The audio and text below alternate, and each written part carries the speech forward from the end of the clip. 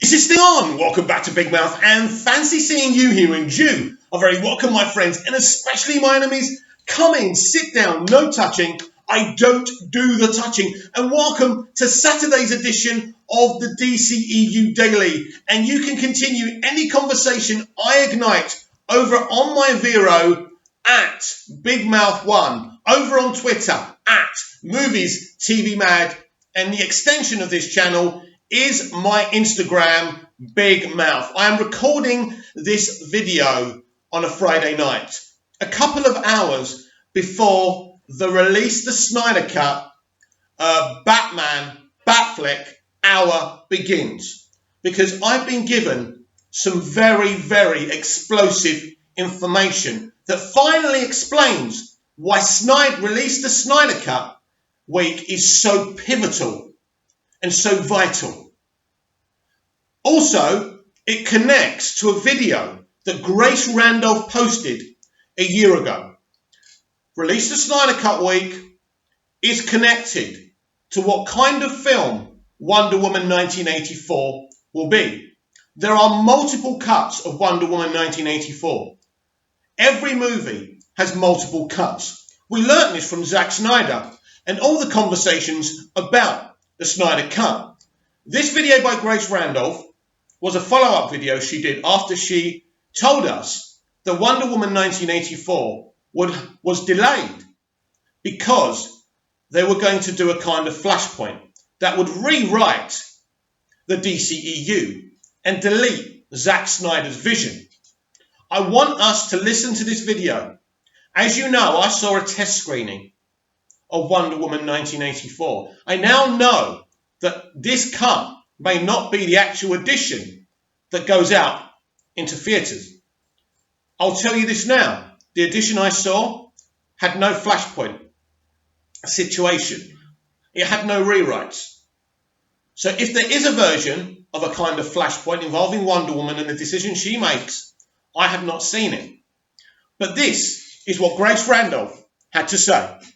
Last night, as soon as I got the news, I reported to you that I had found out the reason that Wonder Woman 1984 has been pushed back a whole whopping 7 months is so that it can be restructured to be the new Flashpoint, aka to soft reboot the DCEU. That is the thesis statement of this whole video.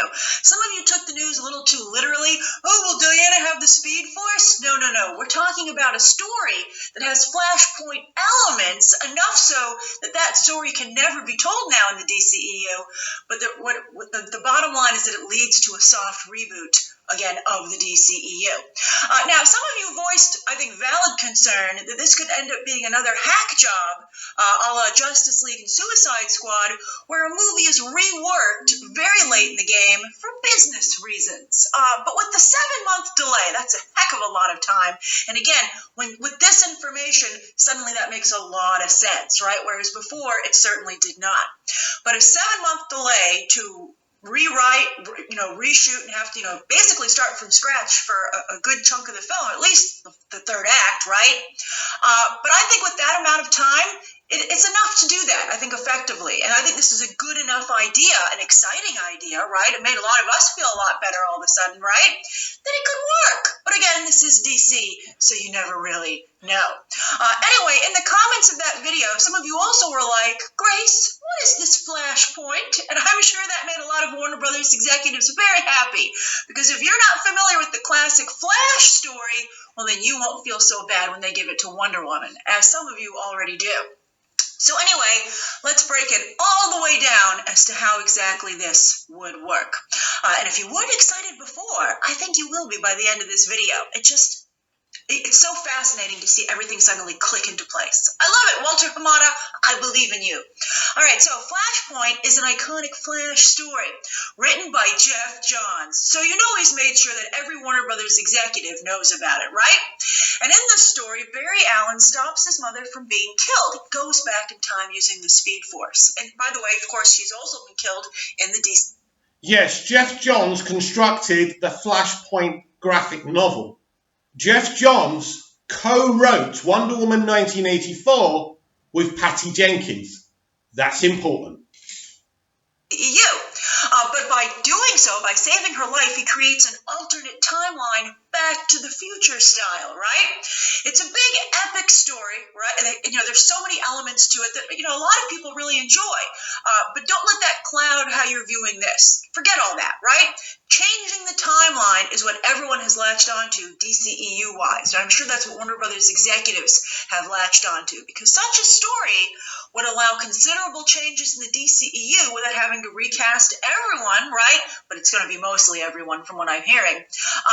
And then also without having to completely start over, which other franchises, like let's say Spider-Man, have tried in the past, and it didn't really work out. And also you lose a lot of time having to do that, and they don't want to have to stop, like make a solid stop to restart. They want to change on the fly, and alternate timeline stories allow you to do that. Now, just as many DCEU movies so far have been adaptations of Jeff Johns' comics, right? The Flash movie was to share the same fate and be this Flashpoint story. Until Jeff Johns got Amy Pascal'd, a.k.a. fired from management and shifted to his own creative shingle, right? I hope it turns out as well for him as it has for Amy Pascal. He's basically right now in charge of the DC streaming service shows, and also, of course, he's supposedly working on a Green Lantern movie. We'll see if that ever comes to fruition. He's not particularly popular over there at the Warner Brothers movie offices right now. He and Snyder, unfortunately, which is weird because they're not a pair by any means. So anyway, also Ezra Miller is overbooked with Fantastic Beasts movies, and that's caused his Flash movie to be pushed back to 2021. And as I said last night, that's way too long for Warner Brothers to wait to soft reboot the struggling DCEU. So considering, and again, all the pieces falling into place, considering the close proximity of the Flash and Wonder Woman headlines, it's clear that once Warner Brothers discovered it had to push the Flash movie back, they needed a new place to alter the timeline. And hey, doesn't Wonder Woman's story already take place in 1984? Aren't we already dealing with time travel?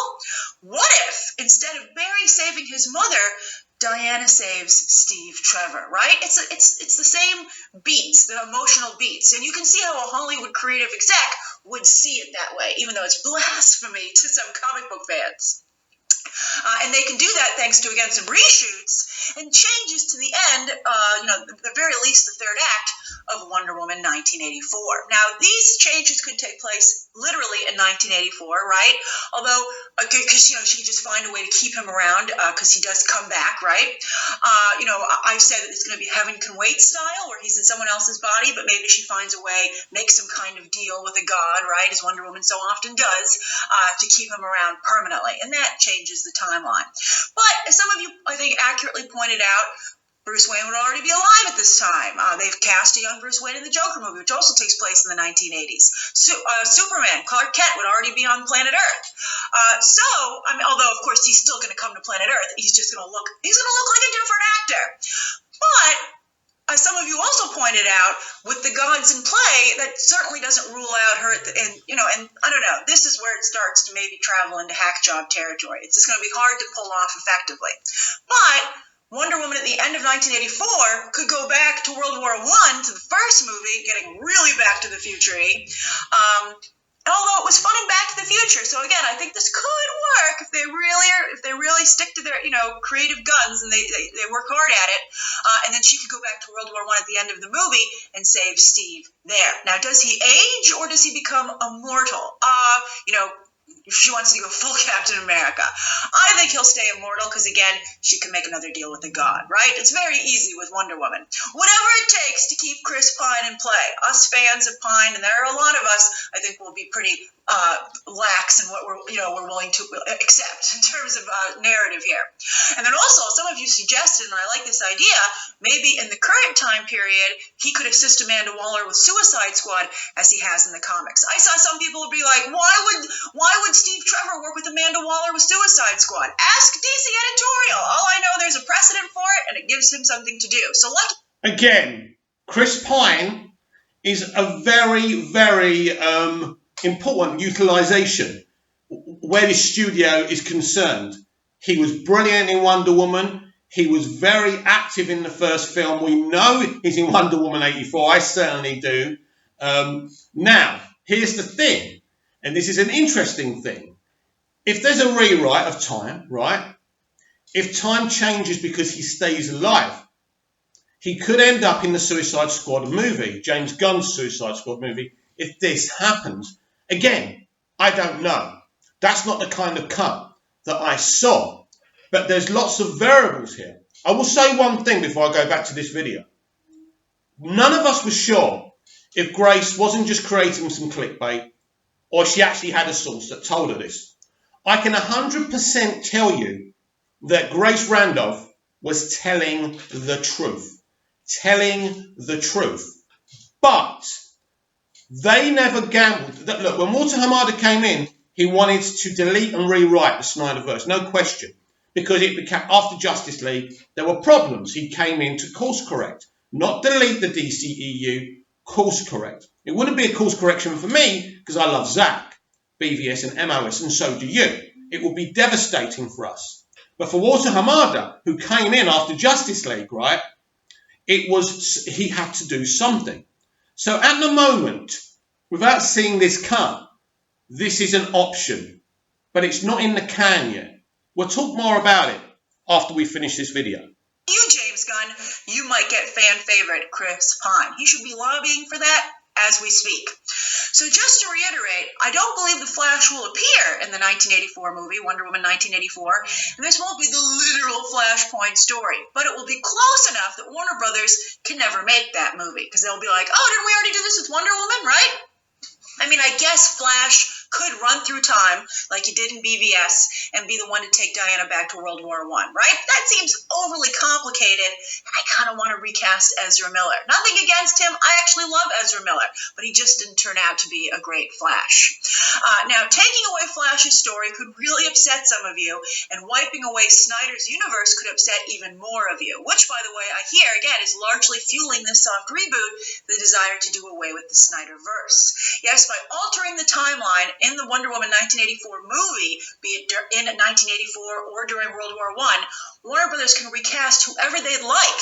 And if any movie prior to Wonder Woman 84 doesn't do well at the box office, well, those actors better watch out. But get this. In the comic book story, Flash, as some of you also pointed out, and so I'm getting to this, Flash eventually puts the timeline back to the way it was. So, this leaves the door open at a later date for Warner Brothers to do the same thing and bring back Henry Cavill, Ben Affleck, Jared Leto, etc., creating another big hype moment. That's a great card. That's a great ace to have up your sleeve for a rainy day. And they got a lot of rainy days over there at Warner Brothers. I think this is great. I love it.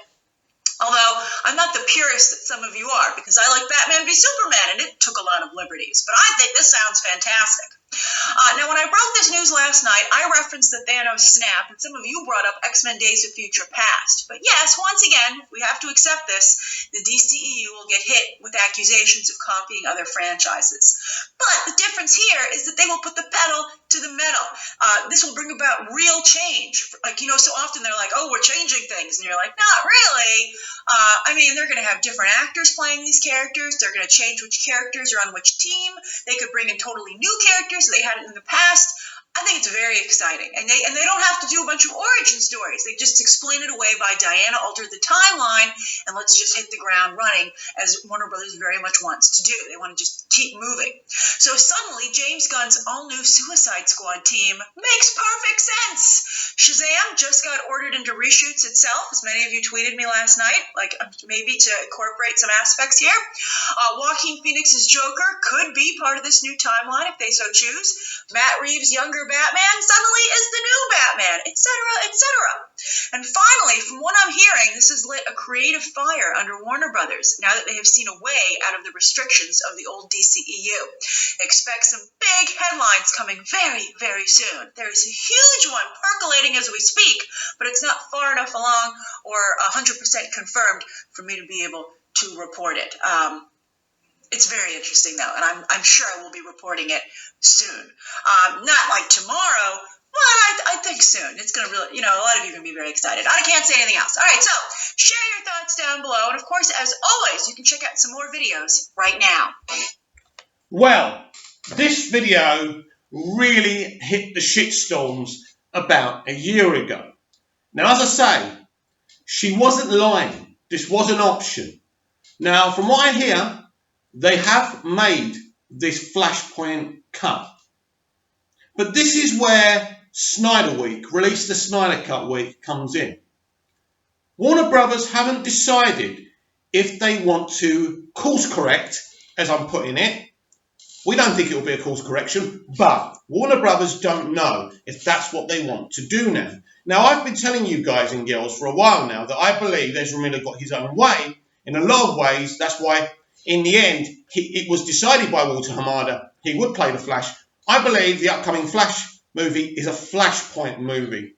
This would mean that this kind of Flashpoint thing isn't going to happen. But it's been shot. It's not in the can. So, this is the whole point of Release the Snyder Cut Week. This is why it's so big. Because next week, Warner Brothers will decide which cut of Wonder Woman 1984 is going to happen. It's going to be put in the can. And this is why our tweets and retweets are so important. Warner Brothers know deleting and rewriting the Snyderverse is massive. And they know there's going to be massive consequences from the public, us, if they actually implement this Flashpoint Wonder Woman 1984. They are seeing how we react to Snyder Cut Week, right? Zack knows this. That's why Zack is front and centre in Release the Snyder Cut Week. This is why he's encouraging us. This is why he's posting pictures every day. This is what it's all about. This is why RT Snyder Cut say they are watching. They are watching. And from our tweets this week, which have ranged from 30,000, 40,000, 50,000, 70,000, they're seeing that Snyder's arc, Snyder's vision, and the Snyder Cut could be very valuable to them. This is what they wanted to see. They didn't want to make a decision if Snyder could have a relevant part to play, if he's popular enough, if he's not hated by everyone, to have another chance at this, another crack at this. And this is what we were reading yesterday on that poster. You can either watch the theatrical cut of Justice League and think whatever you want, or you can come down the rabbit hole with me. That's the whole point. We are fighting for the Justice League cut, theatrical cut, or his rabbit hole. That's the point. This is what I'm saying. It's all connected. Wonder Woman 1984 could delete what Zack created. Or we could convince them, and I think we nearly have with the amount of we've been trending higher than The Mandalorian. Think about that, right?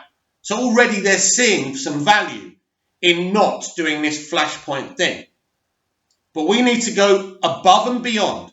Now, I will do a dceu extra after this uploads tomorrow, because obviously I don't know how many tweets, how well the Release the Snyder Cut hour is going to do tonight, Friday night, right? I'm in Europe, so 8 p.m. tonight. So tomorrow when I do my dceu extra, we can discuss it further. So this is pivotal now, because it's not just about Friday. It's about today. This video is up today. It's about today. Today, we know that there's is it tomorrow they're doing the Is it tomorrow they're doing BVS viewing party? I think they are. Anyway, right? All these things are very, very important. RT Snyder Cut have researched how to create a mass storm, a mass digital storm, so Warner Brothers can see how popular Zack and his vision is. By the end of Sunday, if we convince Warner Brothers that Zack is popular, his vision is popular, and it is wanted, then they will not put the Flashpoint Wonder Woman 1984 in the can and ready to wrap. This has always been that rainy day that Grace Randolph was talking about in her video.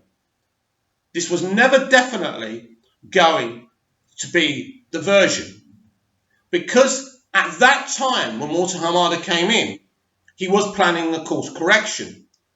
But Walter Hamada started to change his mind. You heard Grace talking about Shazam reshoots. All movies have reshoots. It's not relevant. You already saw in Shazam the amount of Easter eggs we had for Batman v Superman and Man of Steel.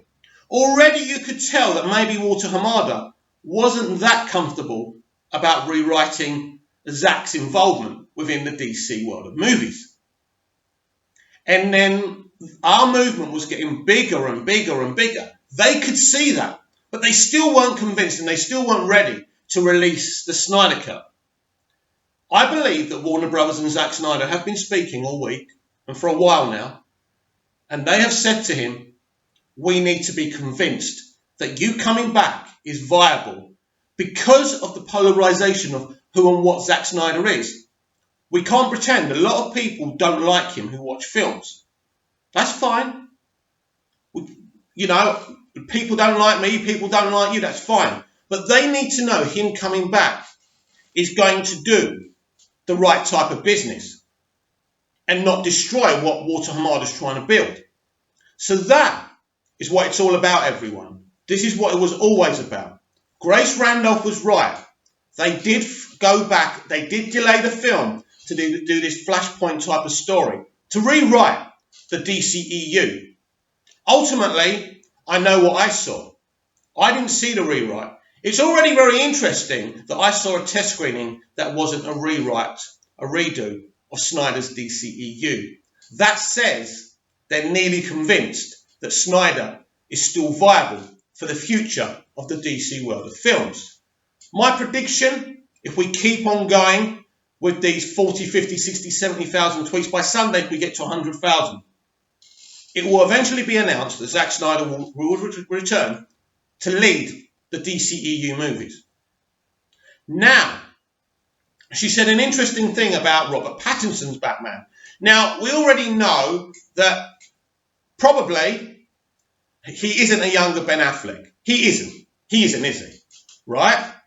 So, what is he? Is he a Batman from another universe? Or is he a Flashpoint version of Batman? Right, we're calling it Flashpoint so we all understand what we're talking about. This is the thing we do not know. Because a Flashpoint version of Matt Reeves' Batman could explain a lot. Why Commissioner Gordon is a person of colour. Right, we've already met Commissioner Gordon in Justice League. So if he changes, it could be because of this Flashpoint thing. This is what we don't know. What is the Batman? Just a trilogy in another universe? Or is Matt Reeves the Batman actually a Flashpoint version of the Batman within the DCEU? I don't know. All I can tell you is what I heard and what I think. Anything us YouTubers tell you isn't fact. I'm just telling you what's dribbled down to me. Because as I said before, there's some things I don't tell you because I don't think it's right. And some things I do tell you because I think it's massive. I'm telling you this so you all go out there on Saturday and Sunday and tweet your hearts out for Release the Snyder Cut when RT Snyder Cut tell you to do it. Very important. That's why I'm doing today's edition of the DCEU Daily. I think this is probably the most explosive video I've ever done. When I found all this stuff out, I was very, very dubious about posting it, but certain things happened that I won't talk about. And to me, it's obvious that Release the Snyder Cut week and Wonder Woman 1984 are very, very connected. Wonder Woman 1984 was always a pivotal film. And it's interesting. The Wonder Woman 1984 has got the team producing it that produced Man of Steel, Batman v Superman, Charles Roven, Zack Snyder, Deborah Snyder, co-written by Jeff Johns. This is the old team who were involved in Zack Snyder's and Christopher Nolan's and David Goyer's DCEU. That's not lost on me, that these people are involved in it. So what does all this mean? It's quite confusing, isn't it? We don't know what's going to happen. It's like rolling a dice. Either they use the Flashpoint to delete Snyder and do something totally new, or they preserve what Snyder's done. I think that both Snyders, and Charles Roven are producers in name only. But Wonder Woman 1984 was absolutely co-written by Geoff Johns. This was never changed after Justice League, after he was fired in the position of running the DCEU with co-chaired by John Berg, right? But he did shape this movie, a big deal. Patty really needed him. She's never really led something, I suppose, in the terms of writing it. She's a great director, but this is massive. She needed someone with experience, and Geoff Johns is a great writer. Ultimately, I know what I saw in the cut of Wonder Woman 1984 that I saw. I really enjoyed it. It was a good superhero movie. It really redefines Wonder Woman as well. It's a big challenge for her, this film, but it's a brilliant film. And the stuff that we heard, the rumours that we heard, that Wonder Woman asks the guy for a date at the end of the film, that's the kind of Steve Trevor's been inside. That's the cut I saw, right? So that rumour you heard, that's the cut that I saw. So that's not necessarily the cut that you're going to see. So everything's very misty right now, but all we can do is keep fighting. We don't know what's going to happen. If you hear the Snyder Cut's being released, then that flashpoint will never be seen apart from the suits at Warner Brothers and everyone involved in the film.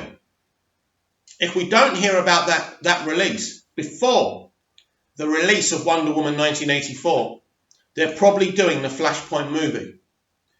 This is very important and very serious if you're passionate about DC and films and Zack Snyder and the Snyder Cut.